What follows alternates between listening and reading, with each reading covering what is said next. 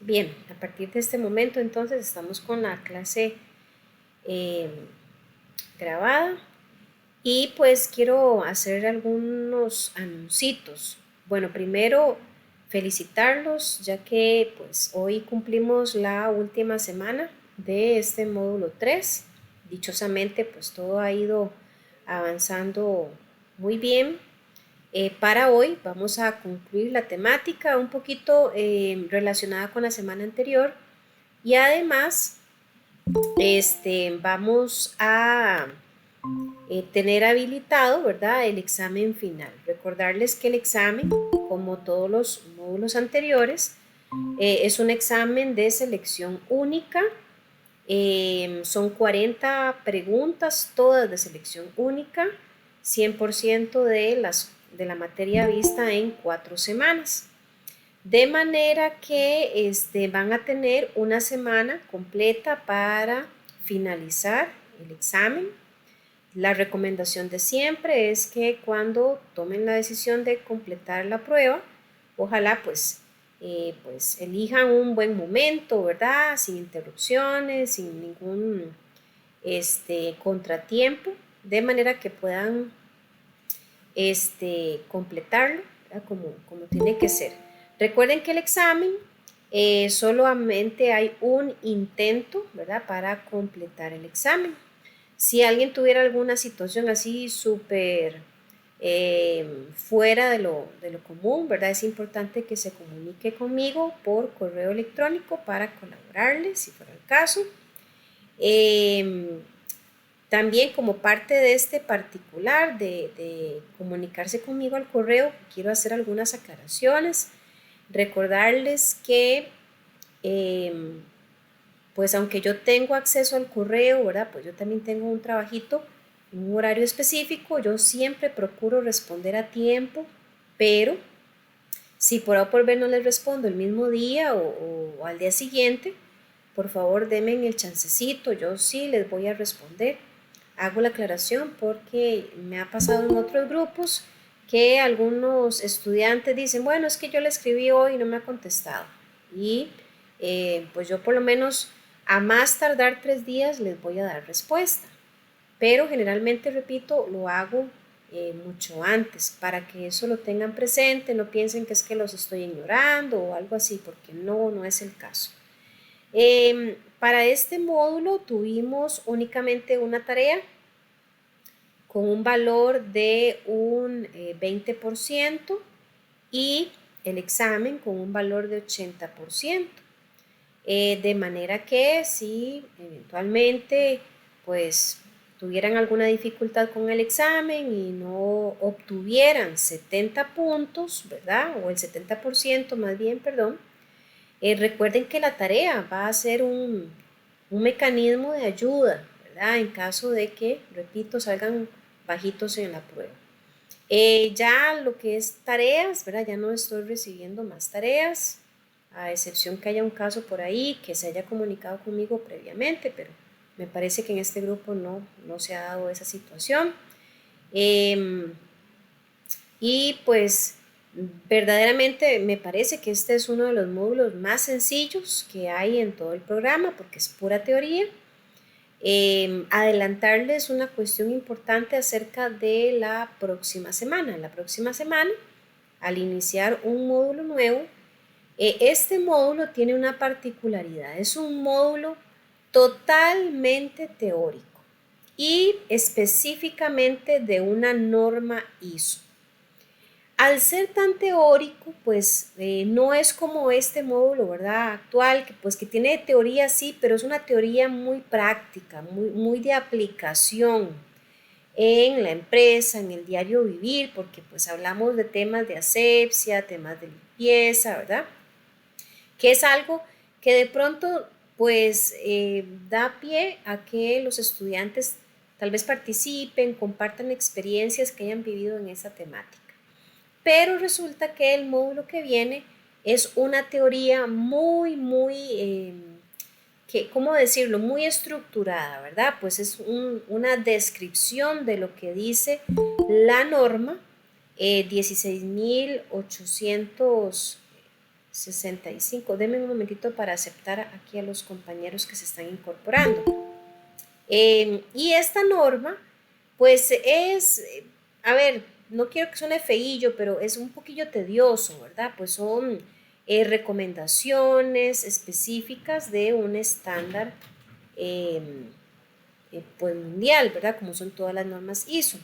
De manera que les quiero informar que este módulo que viene va a ser completamente asincrónico.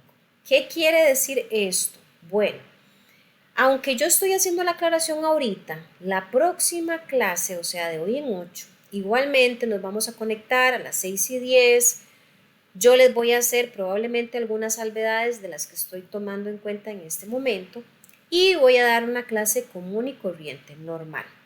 Pero a partir de la semana 2, 3 y 4, este módulo va a ser asincrónico. ¿Qué significa? Que en semana 2, 3 y 4 ustedes no tienen que conectarse en este horario regular, que son los martes posterior a las 6 de la tarde, sino que todas las clases yo las voy a subir en la semana 1. O sea, en semana 1 ustedes ya van a poder accesar a las 4 semanas con su material y con el video de la clase explicativo por mi persona. Van a ver unas tareillas ahí súper sencillas y el examen final. Repito, esto únicamente o esta modalidad solamente la tiene el módulo 4 del programa por la condición que acabo de explicar de la temática. De manera que, pues para los compañeros que son tal vez bien organizaditos y que dicen, mira, la verdad es que yo voy a agarrar, qué sé yo, por darles un ejemplo, el sábado voy a agarrarlo y ¿será que puedo el sábado ver las 4 semanas y hacer el examen? Perfecto, sí, sí lo puede hacer, ¿verdad? Porque va a estar, repito, disponible toda la información. Entonces, tiene esta particularidad, sépanla, pues ahí adaptarse. Esto es muy común, ¿verdad? En otros programas de capacitación virtual, que algunas clases o que algunos módulos sean de esta forma, asincrónicos. Cuando ustedes se tienen que conectar en un horario específico, se llama sincrónico, ¿verdad? Porque estamos todos conectados al mismo tiempo, en tiempo real. Pero la modalidad que estoy explicando para el próximo módulo es asincrónico, o sea, que no hace falta conectarse en un horario específico porque toda la información va a estar cargada y disponible para que ustedes puedan verla toda cuando gusten, siempre en este lapso de 4 semanas. Repito, si alguien dice, bueno, y en una semana yo puedo verlo todo, sí. Si otro dice, no, a mí se me complica mucho, yo, aunque no me tenga que conectar los martes, yo por cuenta propia voy a hacer en mi horario y los martes voy a dedicarle entonces a ver la materia solamente de una semana y concreto todo el proceso. Ustedes se van a acomodar a su gusto. Entonces, repito, para de hoy en 8, si Dios lo permite, sí se van a conectar a las 6:10, 6:15. Yo siempre les confirmo por el WhatsApp.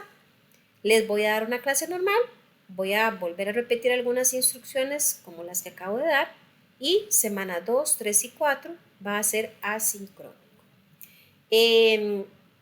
Bueno, punto y aparte, por así decirlo. Vamos entonces a trabajar para cubrir la temática de hoy propiamente, que como les decía, pues ya es la última semana de este módulo 3. No se extrañen de que pues vayamos a ver algunas temáticas que son similares a las de la semana pasada. Simplemente vamos a ahondar un poquito más, ¿verdad? En algunos detalles y reiterarles, por favor, jóvenes, que cuando quieran hacer algún aporte, alguna experiencia relacionada al tema o que tengan alguna pregunta, por favor levanten la mano y con todo gusto yo les voy a ceder el espacio para que participen. No sé si de pronto alguien tiene alguna preguntita acá o si no, de lleno, pues arrancamos propiamente con la materia. Profe, buenas noches. Hola, buenas noches. Tengo una preguntita, pero es con Claro, respecto a la tarea, profe. sí, dígame. Es que miras que, digamos, en el Classroom a mí siempre me aparece examen, digamos, un ejemplo, 37 de 40 o 27 de 40, digamos, como el Ajá, resultado, ¿verdad? Y en correcto. este caso la tarea no me ha aparecido, es normal. No le ha aparecido No, no me aparece. para Solo tengo ver. la primera tarea y tengo los dos exámenes que he hecho. Esta tarea no la tengo. Porque yo la tarea sí ya la revisé y Sí, ya están cargados los puntos. De hecho, a mí no sé si están viendo mi pantalla en este momento donde se sí. ven las tareas. No, en la pantalla lo que está es lo de la Ah, bioseguridad ok, la y, presentación. Ajá, ajá, a ver, usted es Marcela Ramírez. Déjeme un sí. momentito. Marcela Es que, Ramírez. profe, es que eso me pasó la vez pasada con el otro profe, que Ajá. es que yo me llamo Miriam Marcela y como yo creo que como que él las tenía aparte. No, no, corazón, pero vieras que, bueno, No, voy a compartirle, a ver, esta otra pantalla, ahí sin ánimo de que nadie se vaya a sentir mal, pero bueno, de todas maneras, todas las tareas estuvieron excelentes. ¿Me confirman si están viendo tareas ahorita, las calificaciones? no, lo que aparece somos nosotros, las ventanillas de nosotros. Las ventanas de ustedes. Déjenme ver entonces cómo comparto esta parte. Un segundito. Vamos a ver, cuaderno calificaciones. Listo. Ahora, Ahora sí. ok, vea Marcela, aquí estoy bajando y aquí está usted, Marcela, y sí, ya está el puntaje asignado de la tarea. Ah, ok. Sí, sí, porque es que me extrañó porque digo yo qué raro. Tengo los exámenes y la primera tarea, pero Ujú. esta no me aparece en Classroom, entonces estaba como asustadilla. Ah, no, pero tal vez, bueno, exámenes no, porque no hemos hecho exámenes, ¿verdad? El examen lo activo hasta hoy. Sí, Recuerde que pero de este módulo solamente hubo una tarea y el examen de hoy, ujú, sí, ¿verdad? está bien, profe, muchas gracias, Ok, disculpe. no, con todo gusto, no hay ningún problema. En buena Bueno, teoría, repito, yo ya revisé todas las tareas entregadas, ahí de pronto, pues para aprovechar que estoy en pantalla mostrando, solamente tengo el caso de David Espino y de Stephanie, que en buena teoría no han entregado tarea. Bueno, por lo menos no la habían entregado hasta el momento en que yo me puse a revisarlas. Yo generalmente, por ejemplo, un día como hoy o mañana, vuelvo a hacer una revisión de los compañeros que estaban pendientes de entregar tareas y ahí actualizo, ¿verdad? El dato. No se extrañen si en algún momento tal vez les llega una notificación mía que dice que ustedes obtuvieron un cero, digamos, de calificación. Si aparece eso, probablemente es porque ustedes aún no habían subido la tarea. Entonces, pues a mí el sistema me solicita que yo le ponga un valor a la nota de la tarea que estoy revisando. Entonces, si yo no encuentro tarea, yo pongo cero. Pero si, por ejemplo, todavía están a tiempo de entregar tarea y la entregan al día siguiente, entonces yo cuando vuelvo a hacer revisión de tareas, verifico esos casos que tenían cero y si subieron tarea, entonces nada más actualizo la nota y listo, ¿verdad? Para que no se vayan a extrañar si se presenta esa situación. Bien, perfecto, profe, gracias. con gusto. Ok, Profe, hola, dígame. yo sí entregué la tarea. Yo creo que sí me llegó un correo de la calificación. Para ver, Stephanie, estaba al final, me parece, ¿verdad?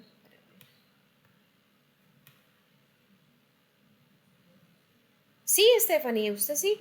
Es que antes dije, para ver, dije que era David Espino y me aparece Stephanie Sánchez. Ah, bueno, es que había otra Stephanie. Sí, sí, disculpe que no haya dicho ahí ¿cómo se llama el apellido? Ujú. Ok, perfecto. Estamos viendo mi pantalla, ¿verdad? Bioseguridad, EPP y empaques. Sí, profe. Perfecto. Bueno, entonces para hoy, como ven ahí, vamos a ver tres subtemitas. De hecho, el subtema de EPP, que es equipo de protección personal, fue un tema que vimos la semana pasada. Hoy vamos a ver otros detallitos. Propiamente también con respecto a bioseguridad, vamos a cubrir, ¿verdad?, algunos elementos de conceptos o muy generales. Entonces empezamos por bioseguridad. Vamos a decir que bioseguridad es un conjunto de normas preventivas. Cuando hablamos de preventivas, estamos hablando de que nos estamos adelantando a una situación. Estamos tomando pautas, recomendaciones con tal de saber qué hacer si ocurre algo. Y habla también de protocolos aplicables a la diversidad de procedimientos que se utiliza en la investigación científica para proteger la salud. Entonces, cuando también hablamos de protocolos, automáticamente vamos a pensar en que hay una serie de pasos que se tienen que llevar a cabo en un orden específico. Entonces, la bioseguridad, repito, va a cubrir protocolos que van a permitir que haya una cultura preventiva con el fin de proteger la salud de las personas. Permítame un segundito, por favor. Ok.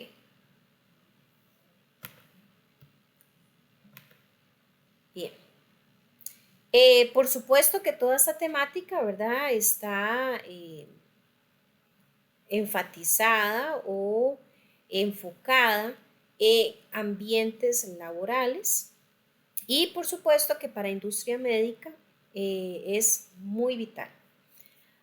También podemos decir de la bioseguridad que se focaliza en la prevención de riesgos y en el uso seguro de recursos genéticos y biológicos ante la exposición a agentes con capacidad infecciosa, como el manejo de determinados residuos y almacenamiento de reactivos, entre otros. O sea, la bioseguridad, como decía hace un momentito, va a prevenir. Puede prevenir riesgos, puede prevenir accidentes, puede prevenir todo tipo de situaciones que pongan en riesgo la salud o la integridad de las personas. Pero también dentro de esta prevención hay una relación completamente directa con agentes biológicos. Cuando hablamos de agentes biológicos, como probablemente ustedes lo vieron en el módulo 1, que era de salud ocupacional, se recordarán que el agente biológico tiene que ver con virus, con bacterias, ¿verdad? Con todos esos elementos o microorganismos que si no son controlados, si no son regulados, pueden generar un daño a la salud de las personas. Entonces, la bioseguridad toma en consideración eso y va a procurar proteger a las personas de que si se exponen a este tipo de agentes, su salud, número uno, no sea afectada o si es afectada sea lo mínimo posible y que además exista un protocolo para saber qué hacer si una persona se pone en riesgo. La bioseguridad también va a aplicar conocimiento y técnicas de prevención para ofrecer esas garantías en laboratorios donde hay, por supuesto, manipulación de sustancias biológicas o de agentes biológicos. Va a también ofrecer garantías de seguridad y protección para los profesionales en la salud, en áreas hospitalarias, en industrias de dispositivos médicos y en personas en general si se exponen a este tipo de agentes que generalmente son altamente infecciosos y que ponen en riesgo la salud de las personas. Por acá ustedes observarán este esquema que nos dice, ¿verdad?, de forma muy resumida y puntual, ¿qué elementos o qué aspectos toma en consideración la bioseguridad hospitalaria? Por ejemplo, vamos a empezar a desglosar la información que vemos en pantalla, pero del lado izquierdo. Y luego vamos a cubrir lo que está a la derecha.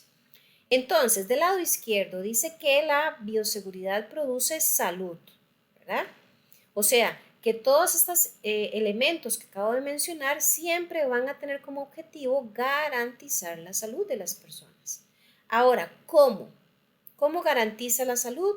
Bueno, con una adecuada segregación de desechos hospitalarios. Aquí estamos enfocándonos en el área hospitalaria. Ahora, ¿por qué dice segregación? Bueno, segregación es una división, una separación, una clasificación de desechos hospitalarios. ¿Y cómo se clasifican los desechos hospitalarios? Como vemos más adelante. Bueno, hay desechos que son comunes y hay desechos que son peligrosos. Los desechos comunes, como parte de la norma o de lo que regula la bioseguridad, dice que estos deben ser almacenados en bolsas negras. Es decir, que cuando ustedes vean bolsas negras con desechos, con basura hospitalaria, son desechos comunes. ¿Como cuáles? Papeles, residuos de comida, o sea, todos esos elementos que no ponen en riesgo la salud de las personas. Por otro lado, tenemos los desechos peligrosos. Estos tienen que estar almacenados en bolsas rojas, generalmente hasta en la misma naturaleza.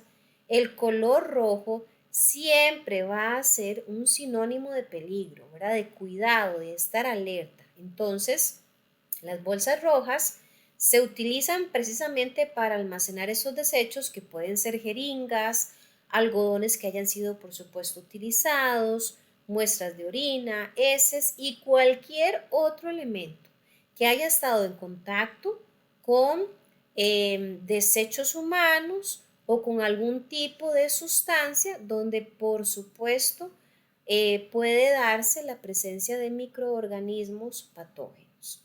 Por otro lado, viendo ya el esquema a la derecha, podemos decir que la bioseguridad un mal manejo de la bioseguridad puede producir enfermedad. ¿Cómo? A partir de una mala segregación de los desechos hospitalarios. Imagínense que no existiera un buen manejo de este tema de bolsas negras versus bolsas rojas, sino que todo lo revolviéramos, todo lo mezcláramos. Esto definitivamente representaría un riesgo a la salud. ¿Por qué? Porque cualquier persona podría tener acceso a desechos pues que son de alto riesgo, ¿verdad?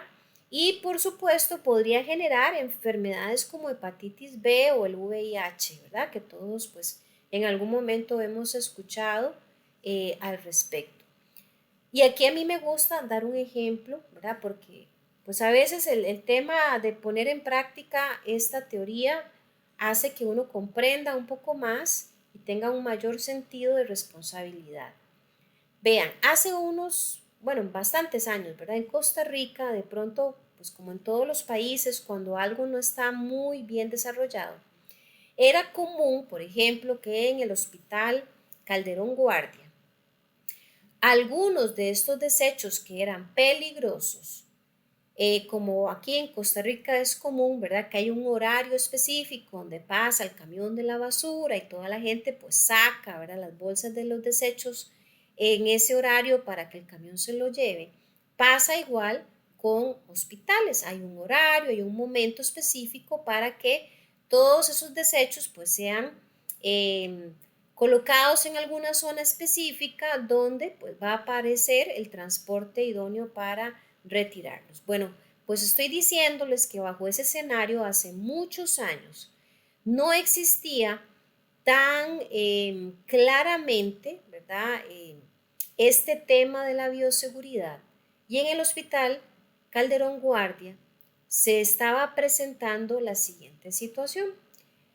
Lamentablemente, donde se estaban colocando las bolsas con desechos del hospital, que probablemente ni siquiera estaban bien identificadas, como lo estamos mencionando acá, por colores, la ubicación estaba de acceso al público, llamémoslo así, y se estaba detectando que indigentes y esto es muy grotesco lo que voy a contar, pero indigentes llegaban, abrían las bolsas de basura para buscar los algodones que estaban empapados en alcohol y los succionaban.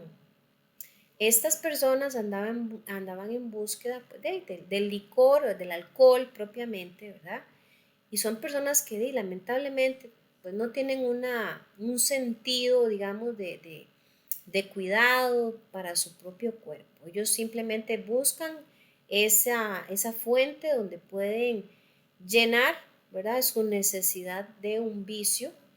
Y imagínense, jóvenes, por un momento, bueno, la cosa tan grotesca, tan desagradable, tan desasiada, tan peligrosa de agarrar algodones empapados en alcohol y succionarlos. Algodones que fueron utilizados sobre el cuerpo de personas enfermas, con heridas, con infecciones, con enfermedades. Entonces, por un momento les digo, ¿y esto qué representa? No solamente es el daño, por supuesto, directo a la salud del indigente, sino que esto es un daño a la sociedad, al entorno. Y vamos a ver más adelante el por qué yo les estoy diciendo esto. Porque resulta que un indigente que adquiera una enfermedad contagiosa a causa de esta mala práctica, pues es un indigente que al estar expuesto al resto de la sociedad fácilmente se convierte en un foco de contaminación para el resto de las personas. Entonces esto es un tema que se tiene que tomar con mucha seriedad y responsabilidad. Además, este asunto de la bioseguridad no es algo que se inventó cualquiera, es algo que inclusive está justificado o respaldado de alguna manera en nuestra constitución política, por ejemplo, como vemos en pantalla. En el capítulo 5 se mencionan los derechos y garantías individuales, o sea, de las personas. Y en el artículo 66 se dice que todo patrono debe adoptar, y vean esa palabra debe hacer referencia a que es una obligación, no es si quiere, es obligado por ley. Debe adoptar en la empresa las medidas necesarias para la higiene y seguridad del trabajo. Entonces, más allá de simplemente tener claro que hay que clasificar desechos comunes de peligrosos, es que el entorno, el ambiente donde ustedes y yo trabajemos, tiene que garantizar que es un lugar seguro, un lugar higiénico, un lugar en donde mi seguridad o mi salud esté resguardada y nunca esté en peligro. Y esto lo dice la Constitución. Además de la Constitución, también tenemos en Costa Rica la Ley de Riesgos del Trabajo, que en su artículo 195 establece que constituyen riesgos del trabajo los accidentes y las enfermedades que ocurran consecuencia del trabajo que desempeñen en forma subordinada o remunerada, así como la agravación o reagravación que resulte como consecuencia directa, inmediata e indudable de estos accidentes y enfermedades. O sea, vean que el entorno laboral también tiene que garantizar que se le dé a las personas trabajadoras una atención, una protección frente a cualquier riesgo que ocasione accidentes en temas de salud. Entonces, si yo trabajo en un laboratorio químico, si yo trabajo en un hospital, si yo trabajo en alguna empresa donde hay manipulación de cualquier tipo de microorganismo que puede poner en riesgo mi salud, la ley de riesgos del trabajo establece que si yo me veo afectada en mi salud por estar expuesta, tengo que ser específicamente cubierta por la ley. O sea, no es que si yo me enfermé, ay, salada, la despedimos o renuncie cuando quiera. No, es que la cosa no es así. Existe la ley es para proteger, en este caso, a los trabajadores. Entonces, si yo me veo afectada en mi trabajo porque me expongo a alguna situación de riesgo, la ley establece que tiene que ser cubierta o protegida. No se vale que un patrón, por ejemplo, llegue y diga, no, qué pena con usted, si usted adquirió una enfermedad sabiendo que esta persona está manipulando constantemente alguna sustancia, que un patrón le diga, usted se enfermó porque quiso, o usted se enfermó, de yo no sé ni por qué. No, o sea, tiene que garantizarse la seguridad, tiene que dársele al empleado capacitaciones de cómo hacer bien su trabajo, tiene que haber un entorno protegido, tiene que tener equipo de protección personal. Inclusive vean que aquí en las últimas líneas dice agravación o reagravación que resulte. O sea, yo puedo tener de pronto un accidente laboral a causa de un mal manejo del entorno, que si yo vengo, me incapacitan, me dan medicamento, qué sé yo, y yo vuelvo a adquirir el problema, vuelvo a adquirir la enfermedad, esto también es cubierto. Y aquí también voy a contarles una experiencia laboral. También, repito, para reforzar el tema.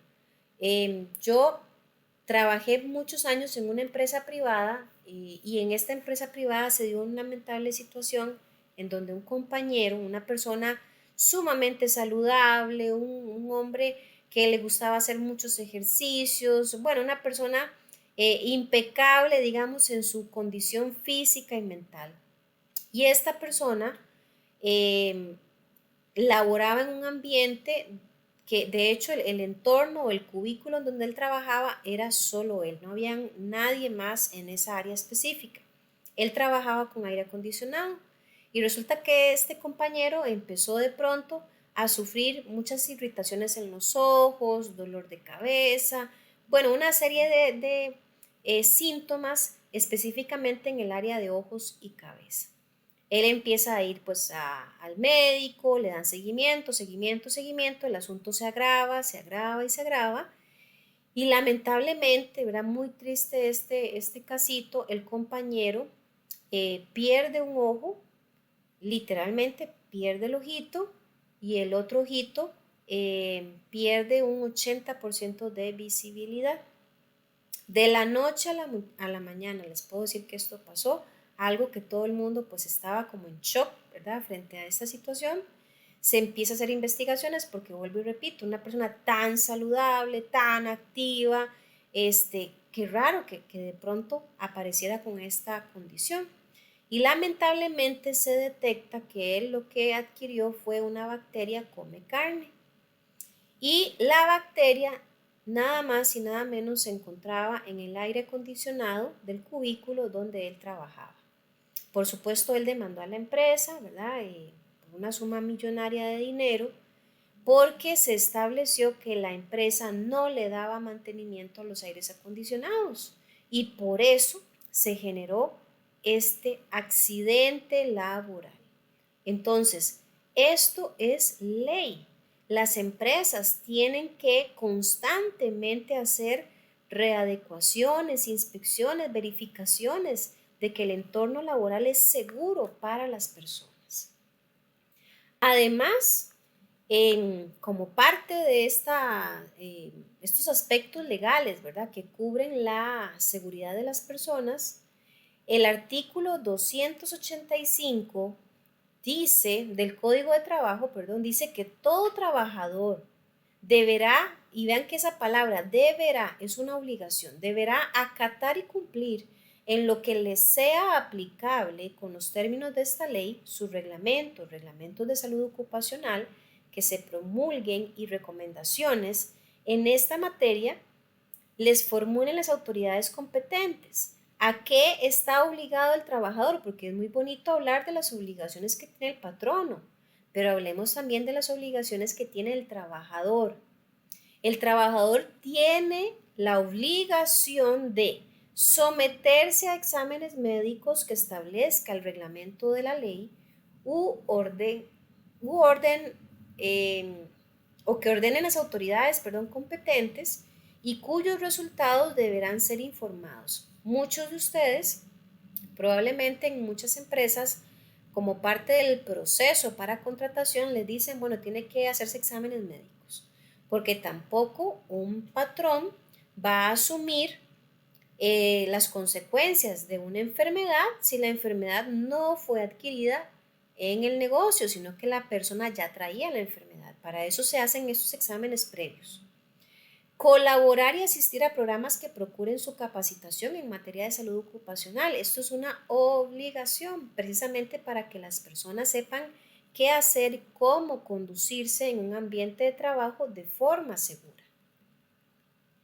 Otras obligaciones: participar en la elaboración, planificación y ejecución de programas de salud ocupacional en centros de trabajo. Es muy común, de manera voluntaria, ¿verdad? O aleatoria, se escogen algunos colaboradores que participen en esta elaboración de programas de salud ocupacional, de manera pues que todos los colaboradores estén bien capacitados. Utilizar, vea, esta es importantísima. Utilizar, conservar y cuidar el equipo y elementos de protección personal y de seguridad en el trabajo que se les suministre. No es que qué pereza, no me voy a poner los guantes, porque apenas son como ni un minuto que los voy a usar. O qué pereza, no me voy a poner los lentes, porque la verdad es que el supervisor no está, ni cuenta se da. No, no se trata de que qué pereza, o no se trata de que se me olvidó, no se trata de que no sé que los hice. Es que es una obligación y está en la ley. Si en nuestra empresa nos dan equipo de protección y nos dicen, usted tiene que usarlo en esta área o tiene que usarlo siempre, hay que hacerlo sí o sí. Porque así como los patronos tienen que afrontar demandas si incumplen, el trabajador lo que va a tener que afrontar si incumple con esas obligaciones es con un despido sin responsabilidad laboral. Hablemos además de otras obligaciones, pero por parte del patrón.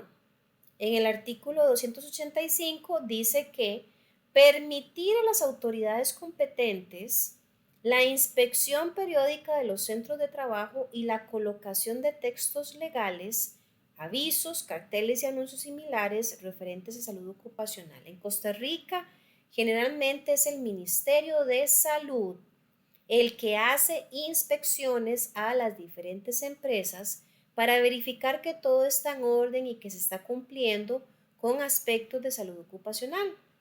Aquí no cabe que un patrono diga, no, yo no lo voy a permitir, usted no puede venir porque no sé, porque aquí todo es muy privado.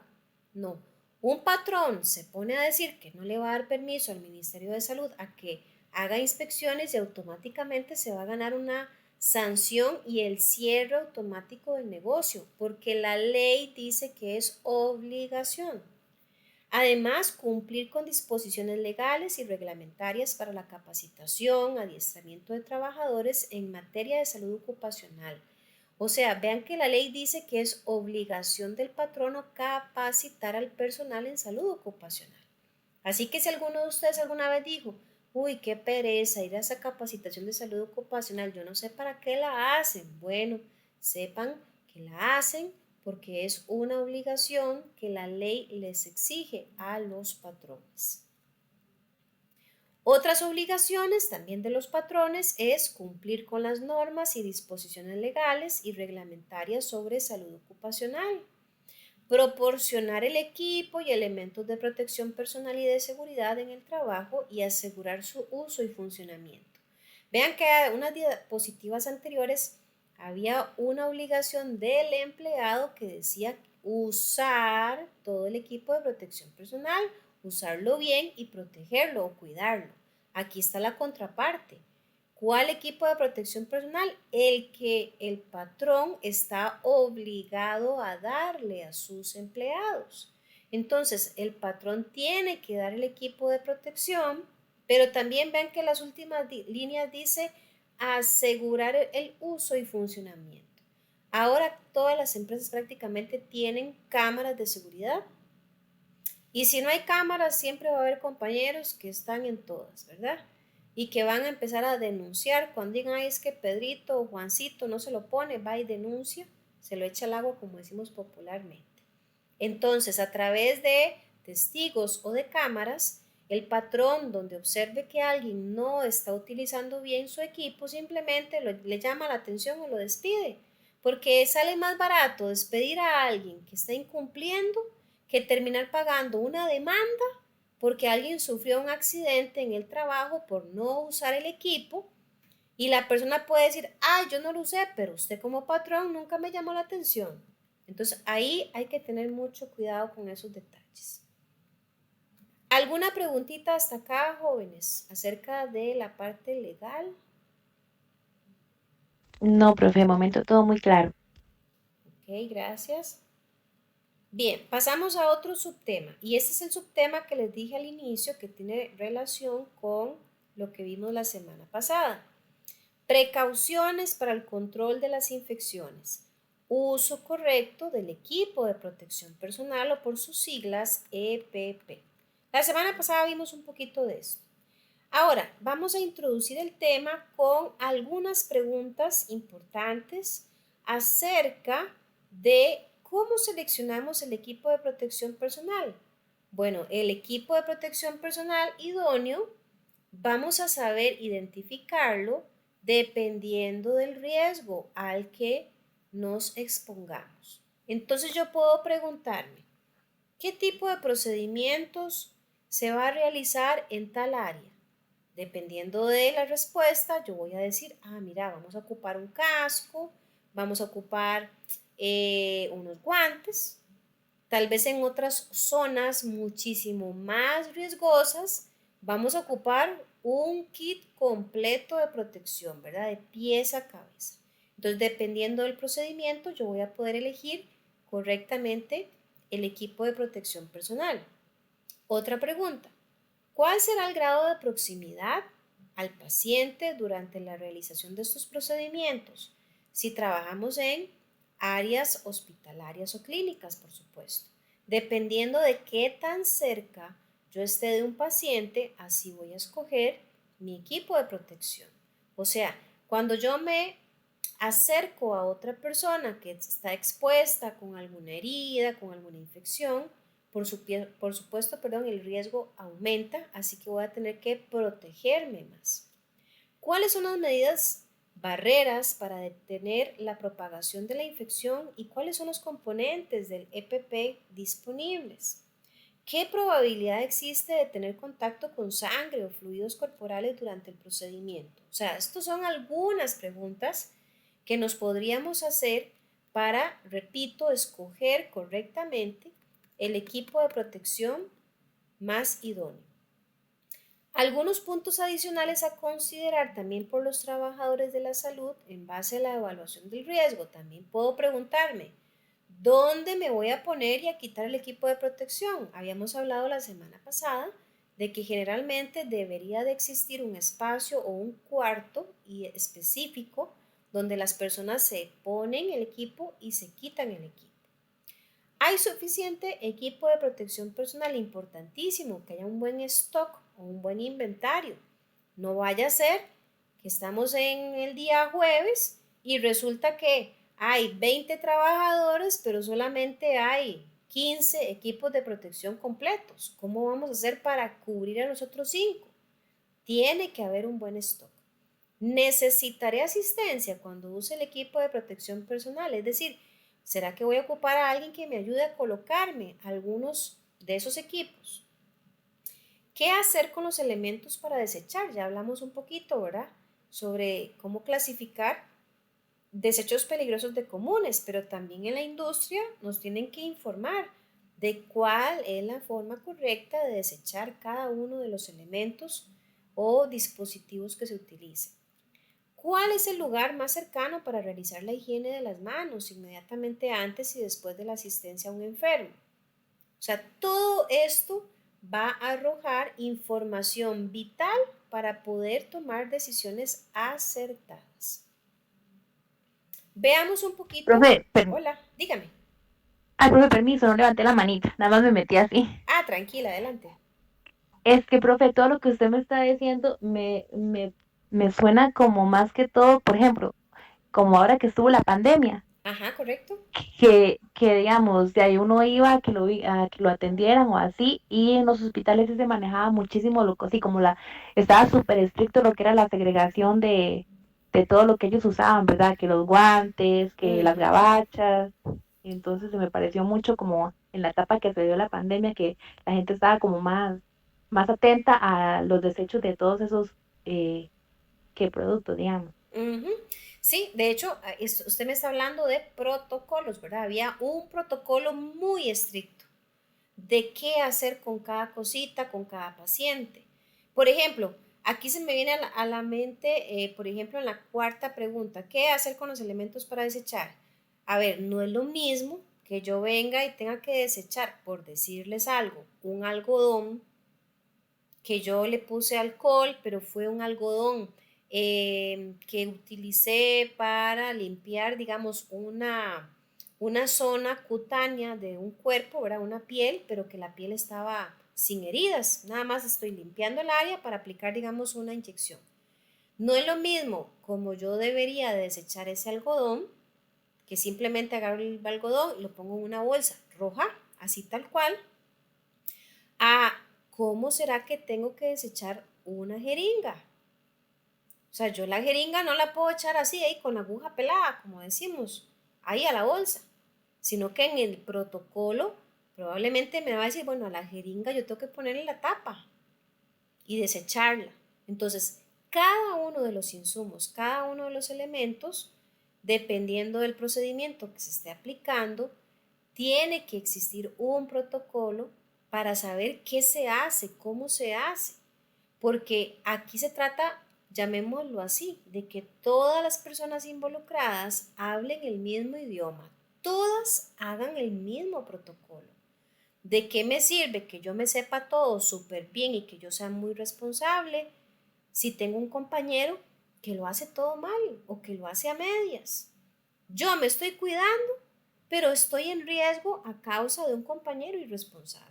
Y aquí eso no puede ser, ¿verdad? Aquí todo es parejo. Así que efectivamente, como usted lo dice, compañera, esto, digamos, se vio como más, fue más palpable, más visual, más significativo en la época de pandemia, por obvias razones.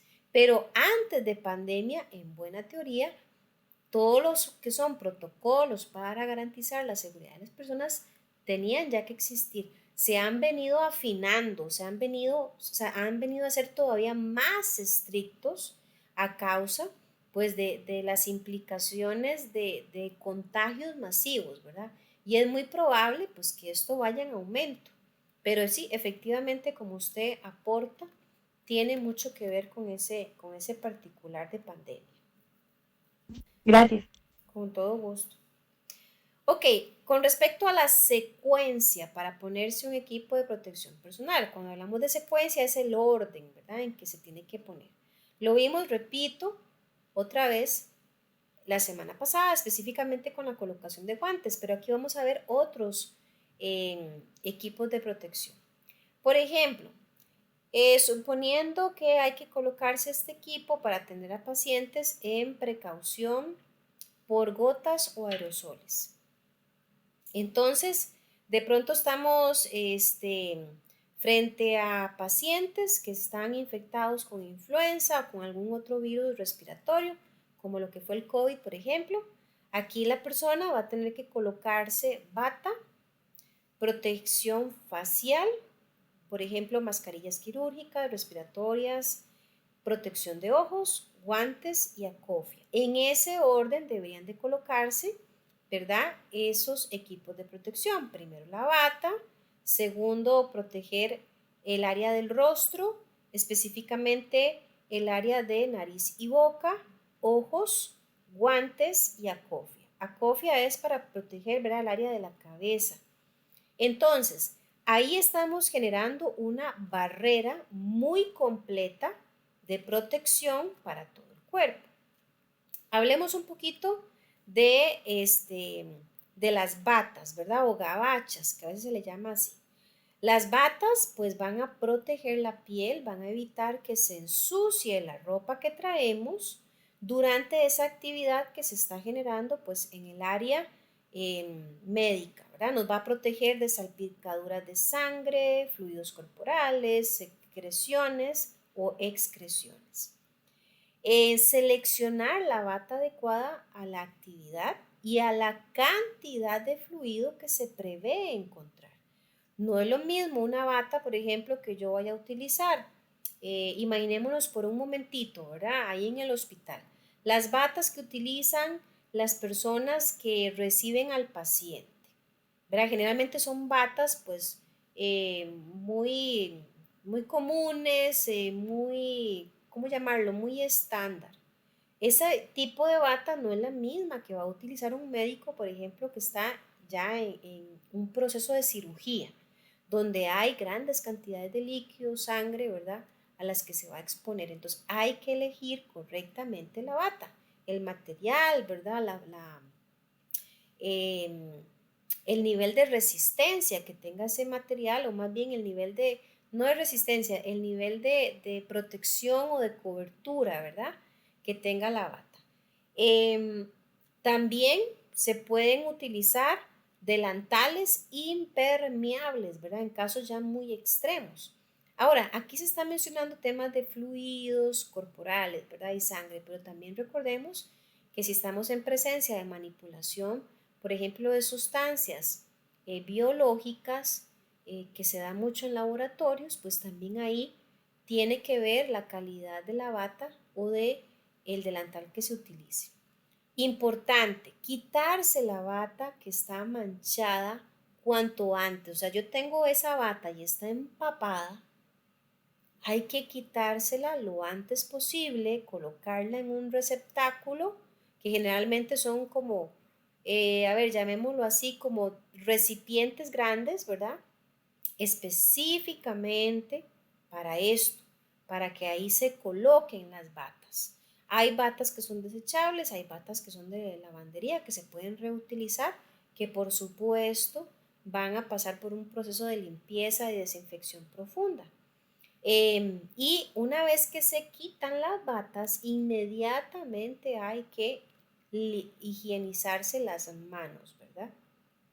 Con respecto a la protección facial, hablando específicamente de mascarillas quirúrgicas o respiratorias, recordemos que estas protegen el área de nariz y boca. Hay también que escoger la mascarilla idónea, adecuada, dependiendo de la situación en la que nos encontremos. Por supuesto, aquí para que no se vayan a asustar, no se trata de que ustedes o yo tengamos que saber cuál es la mascarilla correcta. Generalmente, la empresa tiene que asumir esta responsabilidad y se supone que la empresa, el hospital, la clínica, el laboratorio, previamente hizo la investigación para escoger el equipo idóneo para cada área. Pero sí es importante que ustedes y yo estemos conscientes, ¿verdad? De que no es que se compra la más bonita o la más barata. No, hay que escoger la idónea para cada procedimiento. Por ejemplo, si estuviéramos en presencia de alguna situación donde hay gotas, llamemos hablando de gotas, estamos hablando de salivas, ¿verdad? Entonces aquí es muy probable que tengamos que adquirir o colocarnos más bien mascarillas de tipo quirúrgicas, o sea que son bien gruesitas y nos protegen bastante bien de la exposición a este tipo de partículas líquidas que están en el ambiente. Ahora, una vez que utilizamos las mascarillas, hay que quitarlas y colocarlas también en el receptáculo o en ese espacio específico donde se tienen que colocar. Yo no puedo agarrar una mascarilla, vean, a mí me llama la atención con el tema del COVID, ¿verdad? En un principio donde todo el mundo era aquel pavor, aquel miedo, algo horrible, espantoso, pero conforme el asunto fue, digamos, que bajando el riesgo, la gente empezó también a ser un poquito más relajada con el manejo de las mascarillas. Y era muy común ver a la gente que agarraba una mascarilla, se la metía en la bolsa del pantalón, Se le olvidaba lavarse las manos, la volvía a usar, se la volvía a poner 3, 4, 5, 7 días seguidos la misma mascarilla y uno decía, Dios mío, pero no están conscientes de que no se están protegiendo. Lo que se están poniendo más bien es un foco de contaminación. Entonces, las mascarillas hay que quitárselas y colocarlas en un lugar específico. Era también muy común cuando la gente iba a comer al restaurante sus sodas, agarraba la mascarilla, se la quitaba y la ponía en la mesa. Y uno decía, Dios mío, pero ¿en qué están pensando estas personas? La ponen en la mesa, ya la mascarilla se contaminó, ya hay que botarla, ya no sirve, ya perdió esa barrera de protección. Entonces hay que colocarlas en el lugar que está indicado para esto, para desecharlas. Y también, como lo dijimos anteriormente, lavarse las manos. O sea, cada vez que tengamos contacto con cualquier equipo de protección personal que estamos desechándolo, hay que lavarse las manos. Aquí no lo dice, pero digamos que vamos a pensar en lo obvio. Si yo me estoy quitando una bata, me estoy quitando una mascarilla, inmediatamente voy a lavarme las manos, no tiene que haber contacto de mis manos con mi piel, porque mis manos tocaron ese equipo que estaba sucio. En la parte también facial, la protección para ojos, recordemos que acá también los ojos tienen una mucosa, al igual que la nariz y la boca, y tiene que ser protegida. Entonces, las gafas, muy importante, no van a sustituir los protectores de ojos. Es decir, si usted usa lentes, esos lentes pues que son para leer, para ver bien, eso jamás va a ser una sustitución de las gafas de protección. Es que hay personas que yo he escuchado que dicen, no, es que como yo uso lentes para leer, estos mismos me protegen. No, no, no, o sea, si usted usa lentes, póngase encima las gafas de protección correctas. Pero estas gafas, como ven en pantalla, me van a cubrir completamente todo, digamos, el espacio del ojo. Un lente común y corriente solo protege el frente, pero queda abierto los costados del área ocular. Y ahí entonces no hay protección. También hay que quitarse, ¿verdad? Una vez que ya se haya hecho el procedimiento, quitarlos. En algunos casos estos no son desechables, sino que son reutilizables, así que habría que darle la limpieza, la desinfección correcta, de acuerdo a los protocolos que la empresa tenga y, como dijimos anteriormente, hacer limpieza de manos. En el área de la protección del cabello, aquí es donde se coloca la cofia, ¿verdad? Para proteger esta área también. La mantiene libre y generalmente se utiliza en cuartos limpios. Acá, a modo también de aclaración, de detalle, ¿cuál es la forma correcta de colocarse las mascarillas? Vean, importantísimo, ese tipo de mascarillas que ven en pantalla, las que tienen 2 ligas, ¿verdad? Aquí lo correcto es, con manos limpias, agarrar la mascarilla, colocársela encima o sobre el área de nariz y boca, pasar la primera liga por encima de la cabeza y llevarla hasta la parte, digamos que superior de la misma. Luego tomar la segunda liga, también pasarla por encima de la cabeza y colocarla cerca de la nuca. Yo vi muchos casos de personas que utilizaban ese tipo de mascarilla y solo se ponían una liga. Yo sé que las mascarillas son incómodas, son feas, uno siente que se ahoga, pero a ver, la mascarilla es para protegernos. Es mejor sentir una sensación de medio ahogo, pero saber que yo estoy segura a que por querer que me entre un poquito de aire, poner en riesgo mi salud, ¿verdad? Una vez que se coloca ya en las 2 bandas o ligas correctamente, lo que sigue es ajustar bien el área de la nariz, que generalmente tiene una plaquita metálica, ajustarla, moldearla a la forma de la nariz para que quede esa área bien sellada. Eso es lo idóneo. Y por supuesto, hacer cualquier ajuste a los otros bordes de la mascarilla que rodean el área, digamos, de mejillas y mentón para garantizar que quedó bien selladita esa área, ¿verdad? Con respecto al tema del manejo de los guantes recordemos que protegen toda el área de manos y un poco de antebrazo. Proviene transferencia de organismos, ya sea en las mismas manos o en otras áreas. Los guantes no estériles son adecuados para el cuidado rutinario.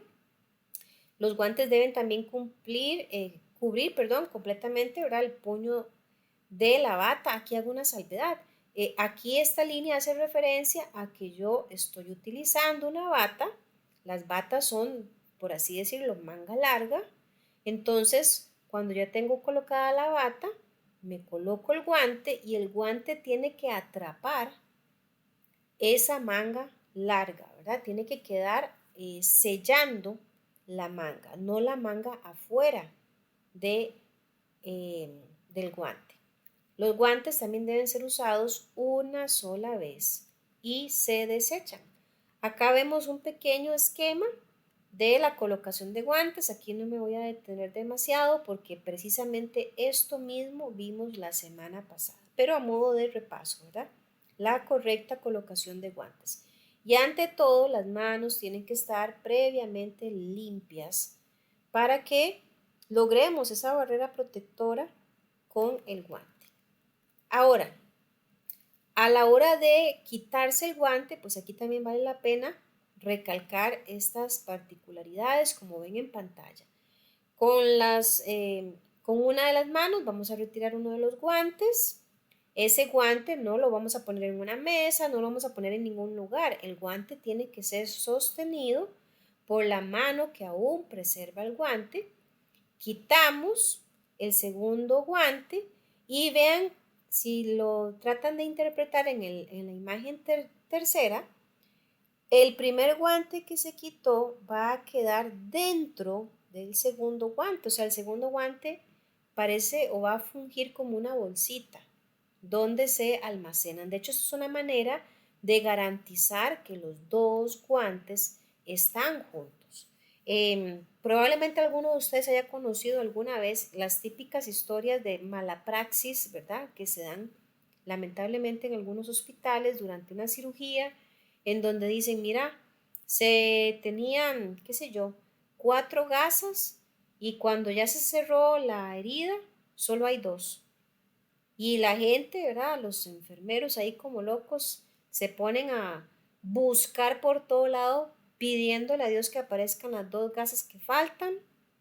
Si aparecen, perfecto, pero si no aparecen, lo que toca es abrir al paciente otra vez porque probablemente esas gasas quedaron adentro del cuerpo.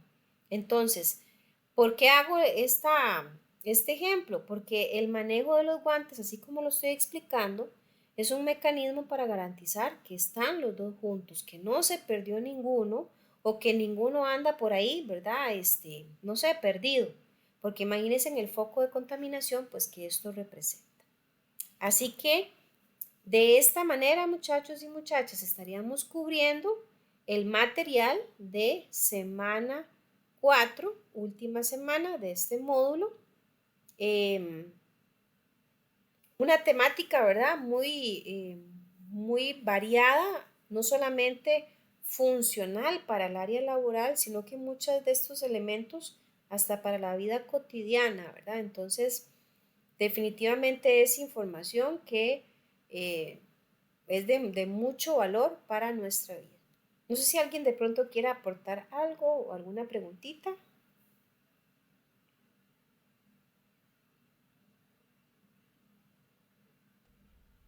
No, profe. Ok, gracias, Stephanie. Ok, No, profe, gracias. gracias, don Donald.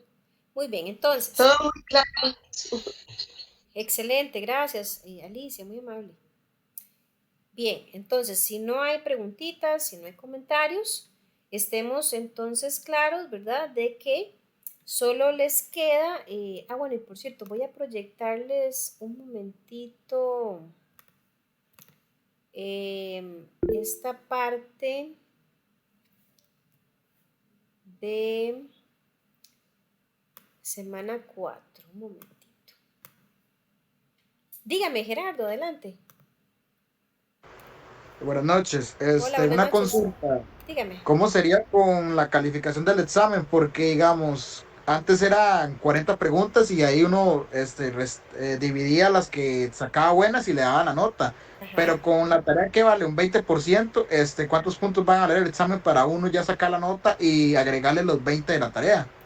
Ok, perfecto. Como lo decía al puro inicio, la tarea 20%, así que digamos que por deducción, ¿verdad? Sacamos que el examen va a equivaler a un 80%. Entonces, con regla de 3, usted puede sacar, ¿verdad? Fácilmente la nota final. De todas maneras, le comento que, por supuesto, cuando ya todos hacen el examen, yo coloco la nota final en el Classroom, ¿verdad? Para que ustedes la puedan verificar.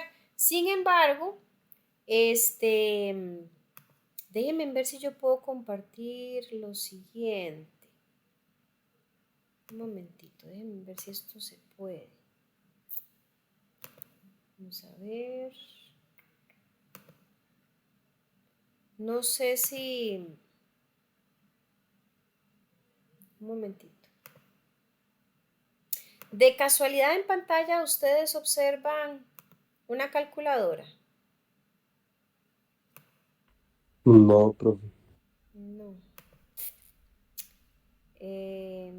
Si es que no sé cómo se compartiría acá o sea, porque esto es una aplicación aparte. Bueno, igualmente para terminar de responderle al compañero, voy a dar un ejemplo. Si alguien tiene calculadora a mano, tal vez lo hace ahí un momentito. Ok, el examen tiene 40 preguntas. 40 preguntas equivalen a un 80%.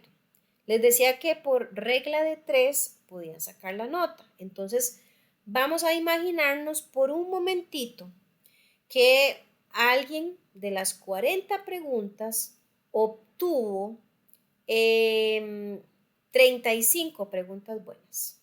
Entonces, van a agarrar 35 y van a multiplicarlo por 80.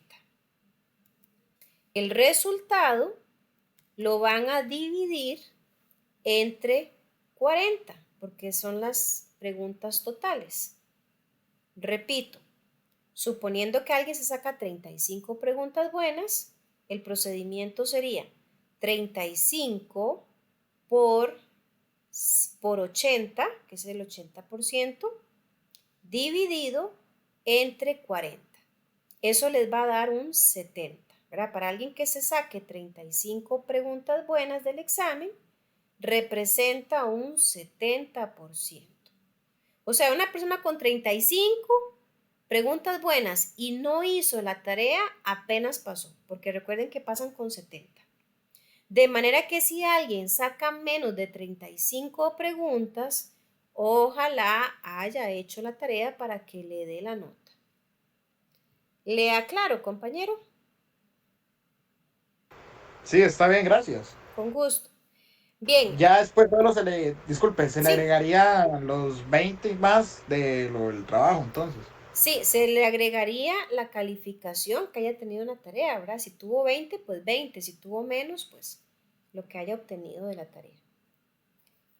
Ok, si no me equivoco, sí estoy compartiendo pantalla, ¿verdad? Están viendo donde dice semana 4.